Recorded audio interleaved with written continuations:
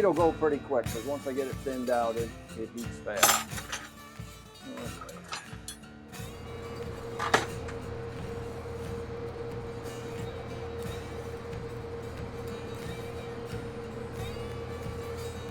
And this is mostly what blacksmithing is just hammering stuff. I mean, if you do it for a living. A lot of times when when you have a lot of the same thing to do, you'll have, I could always work 2 pieces at a time. 3 is a little bit too much, but then you have one heating and then you hammer it, and when you go back, that one's ready, and so you can work pretty steady.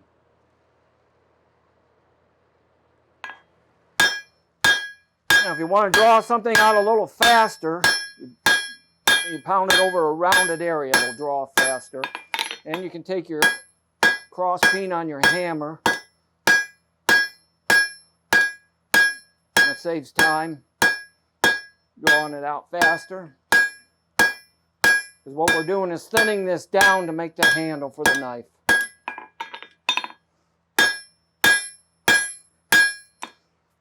But you can use charcoal or anything. They used charcoal long before they had coal, so it just takes a lot more.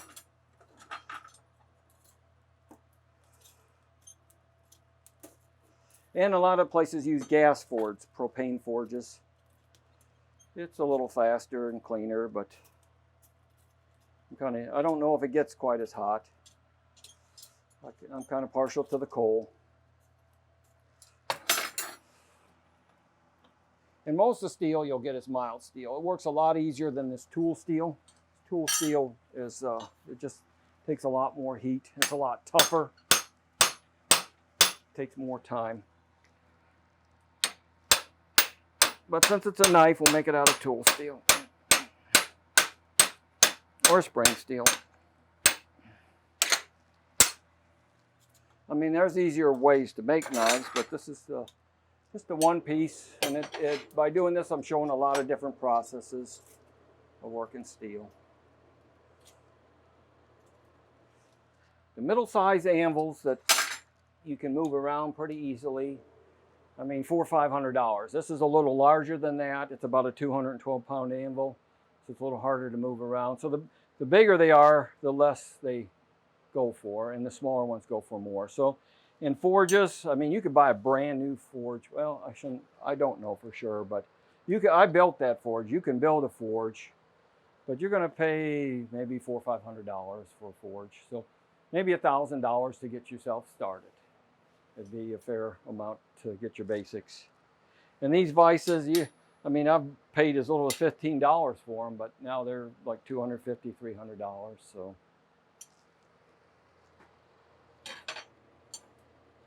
But you can buy a benchtop vise. Any kind of vise will do. The blacksmith vise has this leg on there because you're hammering it on all the time. And it's much stronger. And most of them are made out of wrought iron, which is a lot tougher than steel. It's not as hard, but it is tougher. Now I'm going to be going to the vise. I'm going to be twisting that. Now, so I'm going to be putting a twist in this. When you twist something, you want it a pretty even heat for the length of the twist. If it isn't, then it'll twist more in one spot than in the other.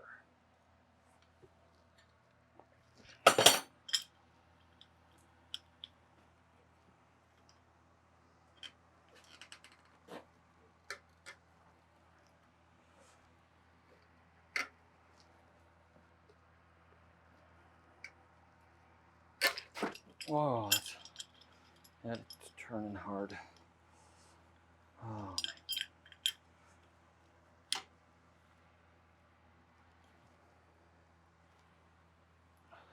Yeah, if that's mild steel, you could take it with one hand and turn it. You could heat it a little hotter too.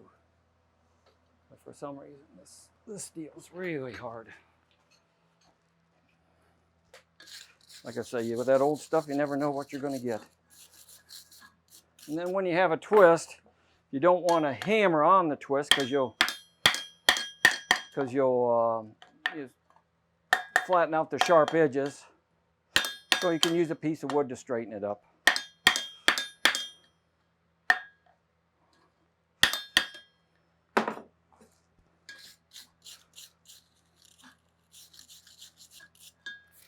Okay, so now that's a twist. That would be a regular twist. Now even that would be a nice twist for a handle. But we're going to make a pineapple twist, because it's a good thing to show someone how to do.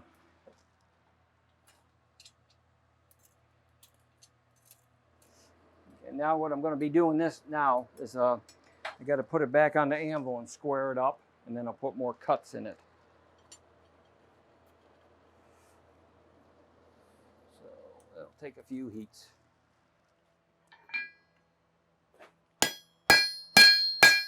So I'm squaring it up now, so I can put the lines in it for the pineapple twist. Okay, I'm going to be going back to the vise and twisting again. So I'm going to heat this up pretty good so it twists easy, hopefully. But this time I want to have to twist back a little bit to get that pineapple twist.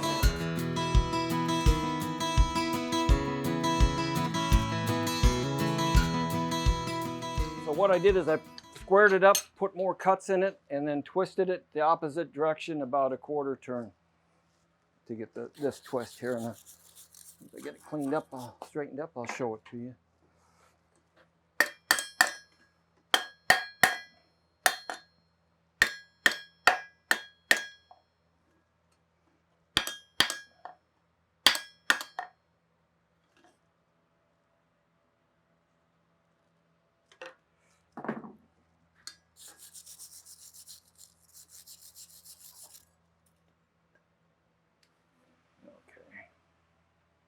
And that's what it looks like. I don't know if you can see that enough. Makes a better grip. Okay. All right, now we'll start on the blade. That'll go fairly quick. This is just going to be a lot of pounding for a while.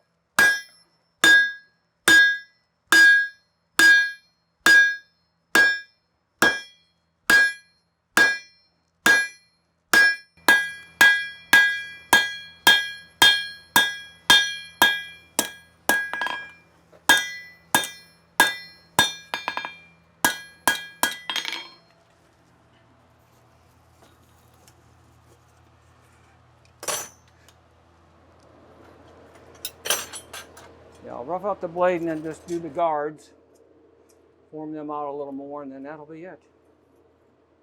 Well, I'll heat it up in a anneal. I'll show them how to anneal something.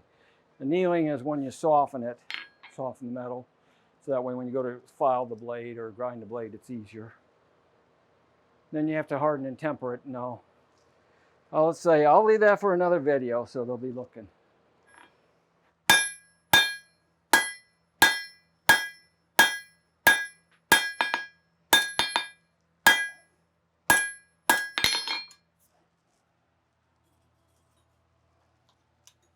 Whenever you make a blade or something of shape, you always want to get your shape before you flatten it out too thin, because once it's too thin, you can't make it the shape you want as easy.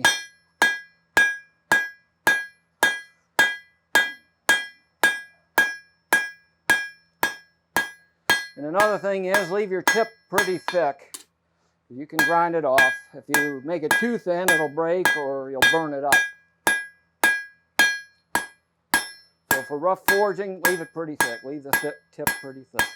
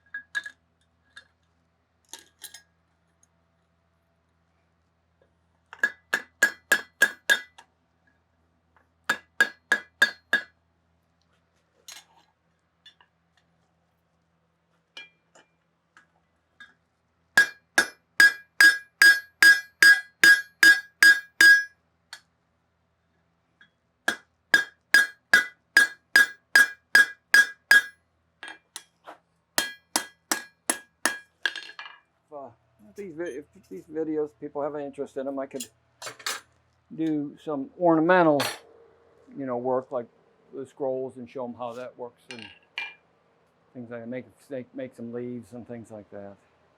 There's plenty. There's a lot to it.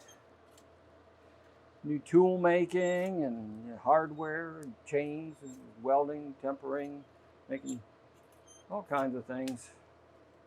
And in order to make money doing that stuff, you have to be pretty quick. I made a couple railings that had a lot of flowers in them. So you have to, if you want to make money at it, you have to be pretty quick. And the other thing is there's so many catalogs out now. There's so much stuff coming from Europe, Germany and Italy, Pakistan, India. Some of the stuff's manufactured on machines. A lot of it like Pakistan and India. I mean, it's all handmade because the wages are super cheap there. It's beautiful work. So you can, a lot of guys can just go in the catalogs and buy the certain fixtures and weld them into railings and things, or incorporate them into something else and not even be the person that actually made the piece. They just put the pieces together. And you see a lot of that these days. But that's what you compete against if you're doing custom work. What kept me busy was the people that didn't want something that you could buy out of a magazine or everybody else is going to have. They wanted their own thing.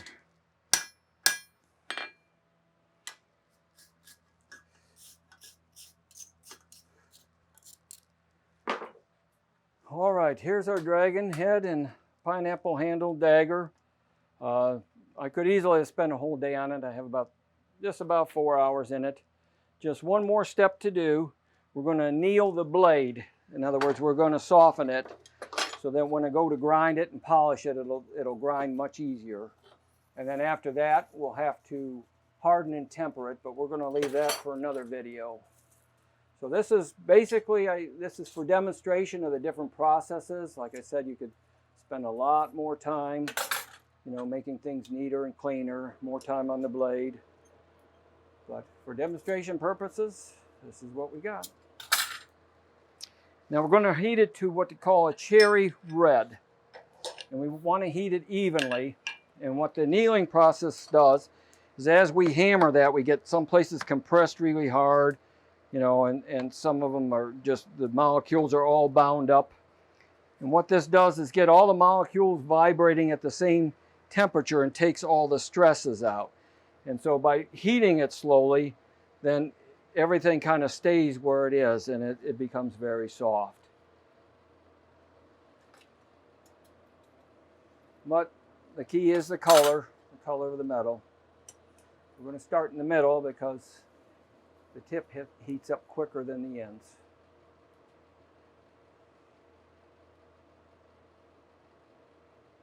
And I'm going to put it in diatomaceous earth. It's real fine powder. In blacksmith school, we used lime. Anything that's the finer it is, the slower that it'll heat. You could use sand if you had to, or real fine dry dirt, and you could even bury it in your cinders, but that doesn't really work. Okay, we got a pretty even heat there. And we got to let it cool down to cherry red.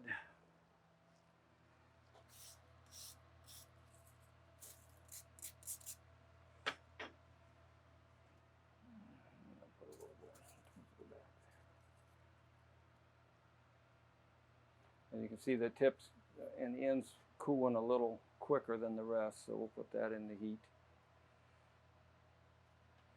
Okay, we're getting pretty close.